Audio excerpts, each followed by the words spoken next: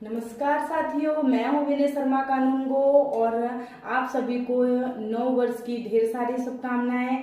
आज के दिन आप सभी को पता है कि माता रानी का आगमन हुआ है, नवरात्र का प्रारंभ हुआ है, गुड़ी पड़वा का दिन भी इसे कहा जाता है। आप सभी ये जानते होंगे कि गुड़ी पड़वा का मतलब क्या होता है।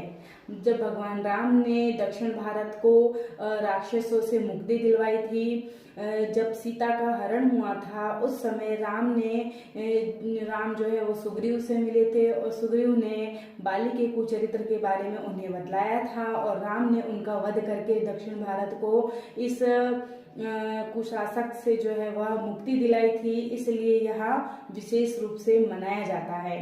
गुड़ी का मतलब होता है विजय और पड़वा का मतलब होता है चैत्र शुक्ल प्रतिपदा।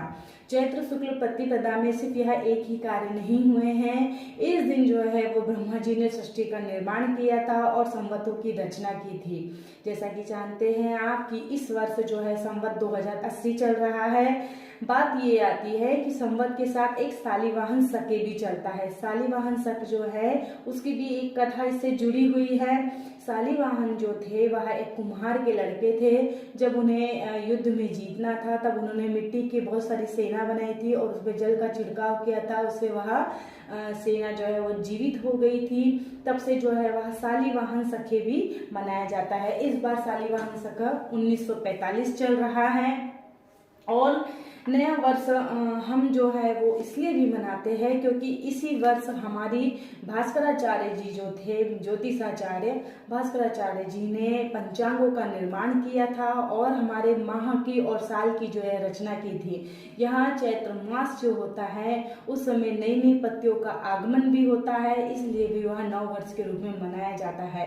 माता नवरात्रि में जो है उनका सबसे पहला जन्म भी कहा जाता है, इसलिए नवरात्रि के कारण भी एक नव वर्ष के रूप में प्रसिद्ध है। अब ये हम बता देते हैं इस नव वर्ष में हम साल भर ऐसे कौन से उपाय करें जिससे हम माता का भी आशीर्वाद प्राप्त कर सके। और इस नव वर्ष को जैसे कि आप सभी लोग जानते हैं कि जैसे हम हर कार्य का शुभारंभ गणेश जी से करते हैं, वैसे ही इस नवरात्रि के दिन या इसे नव वर्ष के दिन हमें गणेश मंदिर अवश्य जाना चाहिए, गणेश जी का आशीर्वाद लेना चाहिए। यह वर्ष बहुत ही शुभ रहेगा। इस साल जो है बुधवार के दिन ही या गणेश जी का दिन ही गुड़ी पड़वा आया है। गणेश जी को आपको 21 दूब चढ़ानी है या फिर यदि आपको मेरा वीडियो लेट प्राप्त हो रहा है तो आप लोग जो हैं शाम के समय यदि आपके घर में कोई छोटी कन्या है तो उसके हाथ से चावल का दान अवश्य करवाएं, जिससे आपके घर की जो दरिद्रता है वह नष्ट होंगी और आपके घर में पॉजिटिविटी का आगमन होगा। इस दिन जो है एक डंडे पर सभी लोग जानते हैं कि महाराष्ट्र में एक डंडे पर कपड़ा रखा जाता है, लोटा रखा जाता है, 2 नीम के पत्ते लगाए जाते हैं और साथों साथ जो है बतासे की मालाएं जो है वो लगाई जाती है। आप ऐसा सब नहीं कर सकते हैं तो कम से कम आपको आज के दिन अपनी एंट्रेंस की जो पताका होती है, जिसको पत्ते की माला बोलते हैं, वह अवश्य लगानी चाहिए। आप अपने घर में झाड़ू पोछा तो करते ही है, पर आज के दिन आपको इत्र डाल करके, यदि आप ये आज नहीं कर सके हैं, वीडियो आज नहीं सुन सके हैं, तो आप कल के दिन भी यह कर सकते हैं।